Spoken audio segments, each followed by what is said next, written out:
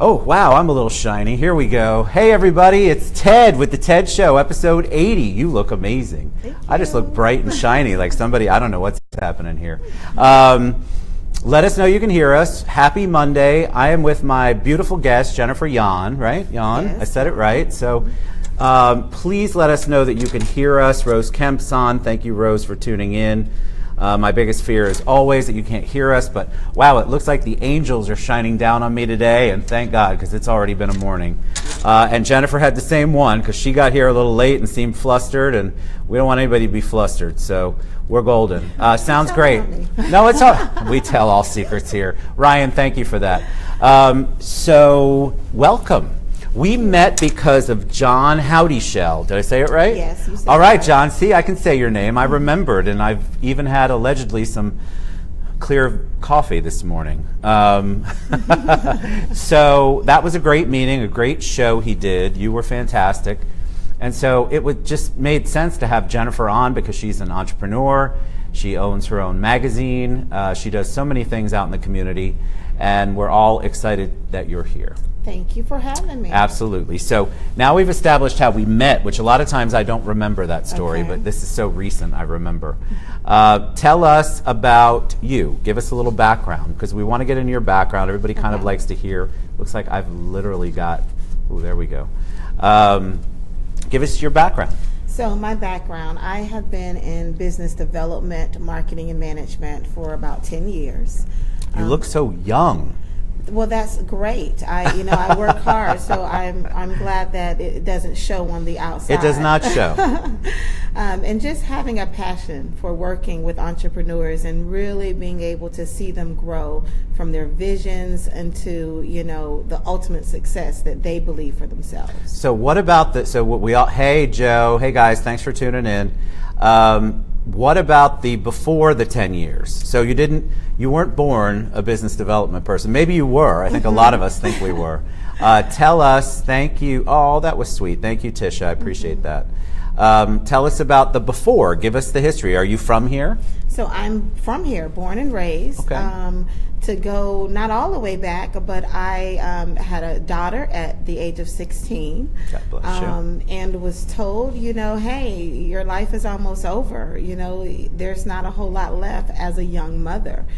So I started out very young, deciding that no, that was not my case. And not only did I want to be a successful entrepreneur, but I wanted to help others be that. So I would say that's where my background was. That came. Instilled in you, and were your parents entrepreneurial, or did you just have this spirit, or how did that all work out? Because a lot of your family did. Yes. So and you're from what high school did you go to? Dr. Phillips High School. That's right. We Yes. talked about this. I went to Colonial. Can you believe it?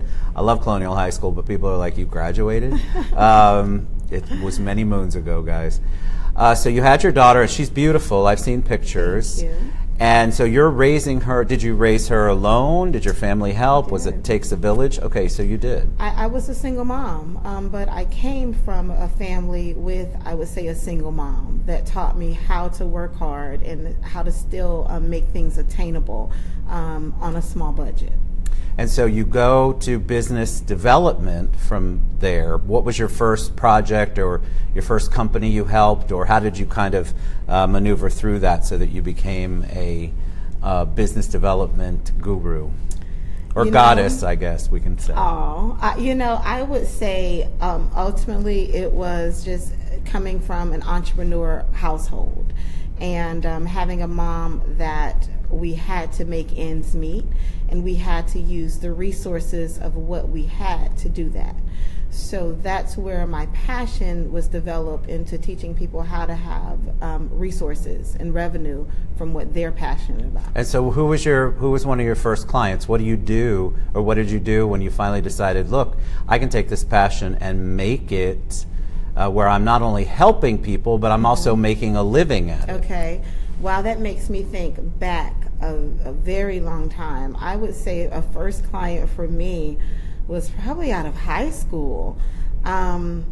I want to say it was the Mary Kay lady or the Mary Kay lady. I love it. She had just started selling Avon and not sure how to get out there.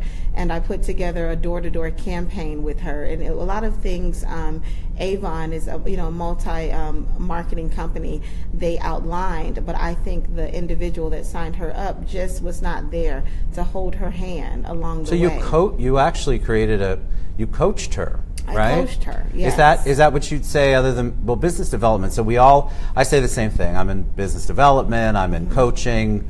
I mean, I'll sweep the floors. I won't, but we're going to pretend I will. So we do a lot of things, wear a lot of hats. Okay. Would you say that you're in more of a coaching, did you develop into more of a coaching role? Because she already had the product, she had the plan, and what you did is teach her how to really implement it in a more productive way. You said the correct words. Okay, good. So coaching was the number one focus in really helping them understand what their product was, who their audience was, and how to make both of those points meet up together for revenue. So she was obviously successful enough where you're like, okay, so I'm on the right path. And how do you expand that? Because one of the things you said, tell us the name of the show, because that's what we just talked about. When you love what you do, it shows. It shows, yes. So you obviously took that on as your mantra early on, that and let's climb, and we'll get to all of that. Yeah. But that doesn't, so you've got one client. How do you go from one client to an entire business model of that? Have you worked for other people? Okay. Tell us a little bit of the history. So yes, I worked, I really planted myself, I would almost say, in a lot of different corporations to learn how a business should work behind the scenes, to then take this back to smaller communities and teach others how to structure their business to get the results. So working in small businesses, working in large corporations, and then working with individuals one-on-one are all some of the things that really gave me that platform to identify what I love, first of all, and then to do it. Well, that's the part I think that a lot of people, we talk on the show a lot about passion to profit. Is that you that we did today? We talked about that. There, people want to figure out, because there's that old saying that everybody quotes, if you do what you love, you'll never work a day in your life, right? That is so much easier said than done, and that's not always necessarily what really happens. You still have to work, but trying to figure out what your passion is. Yes. And trying to figure out, all right, so I've got these talents, how do I convert those into a job or to a career? But you obviously learned that early on. So after the Avon lady, then you go bigger and broader, and you decide to, did you form your own company at that point once you went through all of the, because I think the learning part, I think what Jennifer said is really important. You went to other corporations, you're not trying to reinvent the wheel, you're trying to learn, and then from there it helped you identify what, how to kind of tweak or fine-tune your passion into something that was your career. Yes. I won't say I started the business right away. I continued helping people until I realized where my value was, where this worth was. So talk about that, because I think a lot of people, they know they have a value, like there's something there because they have a passion, but they don't know how to put a price tag on it, or they don't know how to identify it in a way, and I'm guilty of this 100%. I don't know how to identify it in a way where I go, okay, I know I have value. How does that convert to dollar signs or to a business plan or a business model where it makes sense for the person I'm consulting with or coaching and for me? You know, I would say results. Having results that you can measure is one way of saying this has value, and then investing in yourself enough to be an expert of what you're talking about is, I would say, the next one. And what are some of the things you did? Because I think a lot of people, they go by the self-help section either in Amazon or at Barnes & Noble, and they want to just absorb it all by osmosis, but that's not always the case. You can read a ton of books, but until you implement that, it's really the implementation, I think. And so how did you get to that point? Okay, you've gotten all this knowledge. Now how do you implement that and make it so that the value's there, you know your value, and you're able to communicate it to the people who could utilize your talents? I would say my first thing is I started businesses for myself. I ran a property management company, mastered, building relationships with that, because through property management you definitely have to have a roster of people that you can call on to. So the relationship building was really one of the key things that I learned. That's critical. And so growing up here, do you think you had an advantage, or did you really just have to spread your wings and go, all right, so these are the people I need to target? I had to really be specific and understand who my target was. And working in multiple different industries as a staffing coordinator, and that was one of the jobs that I held, running Labor Ready, one of the biggest staffing agencies downtown Orlando. And from there, after being a branch manager, I later opened my own staffing agency and continued building relationships. So relationships is number one, and then just jumping right into an industry and not being afraid to say, okay, I don't know. Teach me. Awesome. is one of your next best moves into being an expert in doing what you say you love. So I love that. So there's two things: the fear, the not having the fear, which a lot of people that's really their thing. That's the thing that holds them back. But the relationship part, what I want the audience to understand is that you're not talking about just the generic networking. You're talking about, we can all network, and that's usually the biggest complaint about any networking event or any networking thing that anybody goes to. I'm not building anything, Ted. I'm not making connections. You're making connections, but you're not building relationships, which is what Jennifer's talking about. You can't go to a networking event. It's like the osmosis thing again. You can't go there and all of a sudden, oh God, I went to one and I paid $20 and got a drink ticket, and all of a sudden I'm the expert and everybody wants to send me their business and do business with me. That's not how it works. Right. It's work. Like any relationship is, it's work. So you went out and you really invested in those relationships, built them. It's not something that happens in a week. I mean, somebody may give you an opportunity in a week, but you still have to prove yourself and build that relationship and continue to give them value. So how did we get to IBA Success magazine? Because that's sort of how we met. I met John through Josh. Okay. And then all these relationships. That's absolutely right, what she's saying. So in Orlando, if you are doing work in Orlando and you are not understanding what a small world and how very closely related you are in some way, shape, or form, it's not 6 degrees of separation, it's usually about 2 in Orlando, then you're missing the boat. So I got introduced by Josh. John comes into the picture, amazing, and then he brings you to his show, which I thought was so awesome. And then immediately I'm like, God, she's got such a unique product. You have a magazine, which is almost unheard of in this day and age, especially a print magazine. Yes. So how did you go from, all right, I've got these businesses I started, I've consulted with people. Hey, Kimber, we're glad you're watching on your lunch break. Hey, everybody, we appreciate you guys. How do you go from that and go, oh my God, I want to do a magazine? Because that's a big leap of faith. It's a big leap. Just knowing what works for success. And I don't think just magazines work. So this is not just a magazine, it's a marketing campaign. It's a networking marketing campaign because it teaches you how to build relationships, how to get in front of your target audience, how to solve the problems or bring the solutions to the problems of your target audience.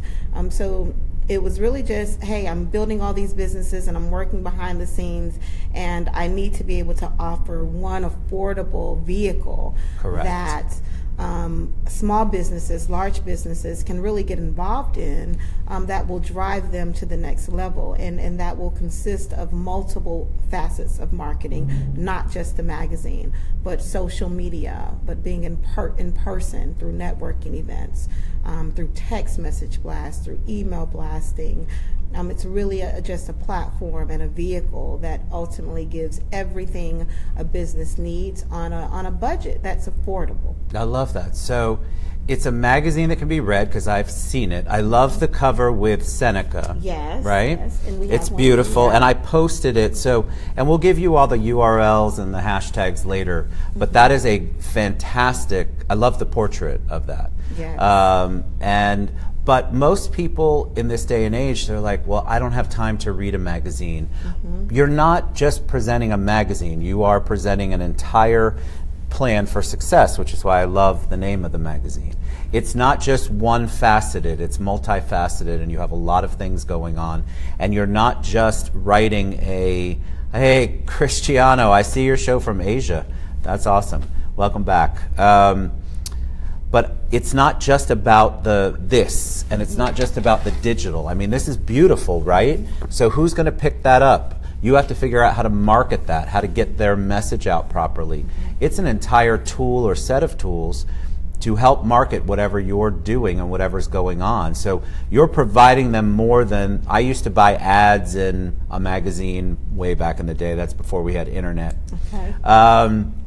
You spent a ton of money and it was only as good as the distribution. Right. But because we have all sorts of ways to distribute the magazine, and what Jennifer's talking about is all sorts of ways to utilize the resources that she has to focus. Like if for Seneca, for example, this isn't just him being interviewed. This is about his brand and Jennifer helping him with his brand and his business. So there's a lot more to it than people think, because people pick up a magazine and they think, oh, pretty pictures, right? Or advertisements, and that's true. But this is more. You're taking it the next step. Yes, I become an extension of their marketing department. I become a coach and help in development. And the great thing is about the network. You know, I say let's climb together because really ultimately everyone inside of the magazine, we're climbing together. Just to talk about the amazing cover, you know, and who created the vision for this cover. Liza McMillan, our creative director, she offers amazing services in helping you get your vision together, and as well as through the photo shoot. iPose Media, gotta love their work. You know, they're a part of our network. They pulled off an amazing cover based off of her vision.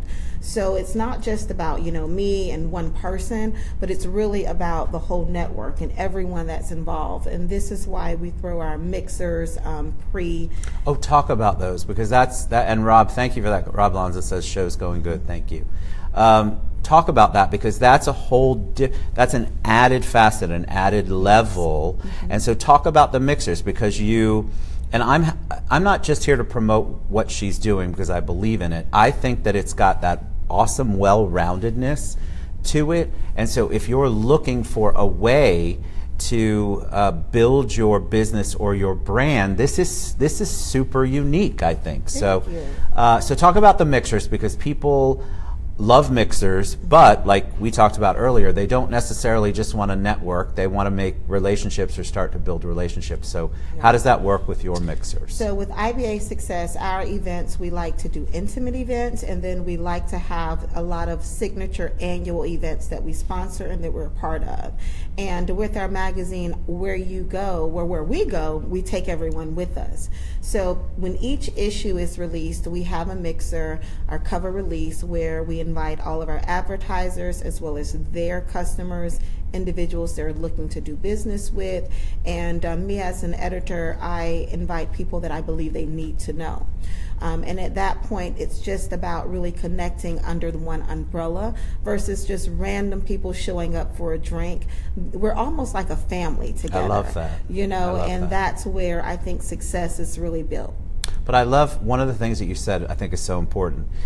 She takes a look and she brings in the people that she thinks they need to know. Where does that come from? Your relationships that you built, and understanding your client's brand, or understanding the people you're working with. And people always say to me, you know, everybody in town. Pretty much. I mean, a lot of people. I could know more, and I would love to know more. But what happens with that is then you or I become a resource for your clients or for the projects that you're working on. That's the added value. It's not just that they're buying me and my pretty jacket. Thank you guys for saying that nice today. Jacket. Thank you. It's that I have a database. I have resources that people want access to, and they want access to not just a database. They want to be able to be introduced to people. They want to be able to network with people and have the opportunity to build relationships with people they normally wouldn't get to. So you're singling that out, you're figuring that out, you're segmenting it out for them. That is powerful for whomever your client is. Thank you. I mean, very much so. So what is next on the agenda for the magazine? How often does it come out? How do people, we've had a lot of questions, and Erica McCree says hello. Hi, Erica. I know that's, what would you say a good client is for you? Or how can people are always looking for creative ways to build their brand, to work with their passion and figure out how to get to more people. How would you recommend that they reach you, or who's a good client for you? Well, anyone that is interested in reaching their goals or empowering and educating entrepreneurs would be a good client. And that's you being an entrepreneur, but also offering a service product to other entrepreneurs. The whole goal is to promote, empower, and educate. So I handpick our advertisers to ones that really would fit that mold. You know, are you empowering someone of the community, educating? And then that makes me really excited about promoting them. Right. Yeah. And then are the mixers held around the magazine issue? Yes, so we have different themes. The theme for our issue that's coming out is branding your business and expanding in new territories. We have some great contributing writers. One, Dr. Roland Roberts. He's was CEO of Hope Aboard. He is writing a great article about how to just take your business to the next level, and things that he's done for other businesses. So for me, it's to always be, and I like to say this, forever a student. Right. And when I look for my advertisers or contributors, I look for ones that could educate me to help my business as well, because then I really know it's going to give results to my readers and advertisers. I love that. All right, so bi-monthly. Oh, so it is bi-monthly. That was my next question. I just don't think 30 days is enough to really hit hard, and Right. then I have a minimum of either 3 issues or annual, which is 6 issues, because again, it is about building the relationship and not just sticking you in a magazine and not caring what happens. Well, I think that's afterwards. an important part. Looking good, brother. What's the readership? Maybe I'll expand my cabinet empire into Orlando. I think he's real. So hey, Corey, what's up, buddy? Thanks for watching. Hi, Corey. What's the readership? That's a great question. So we have different sections which our readers come for specific reasons, Corey.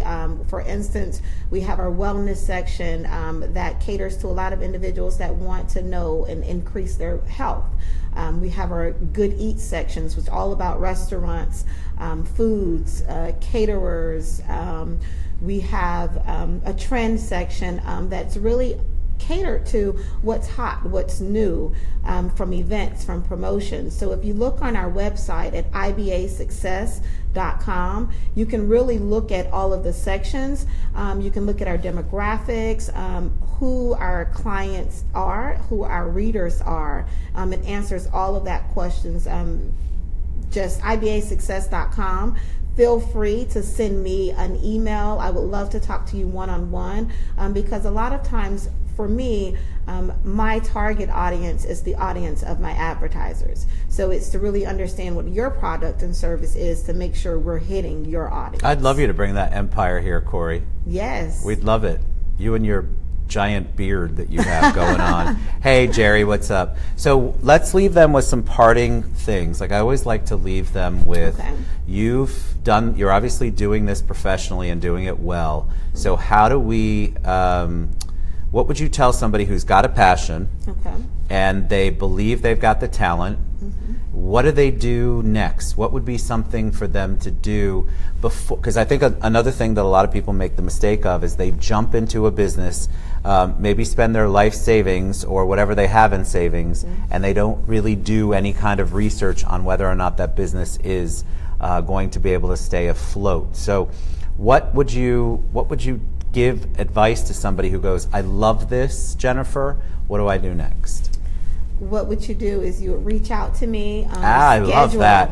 I didn't even know she was going to answer that. Reach out to me. Schedule a complimentary phone consultations, 30 minutes.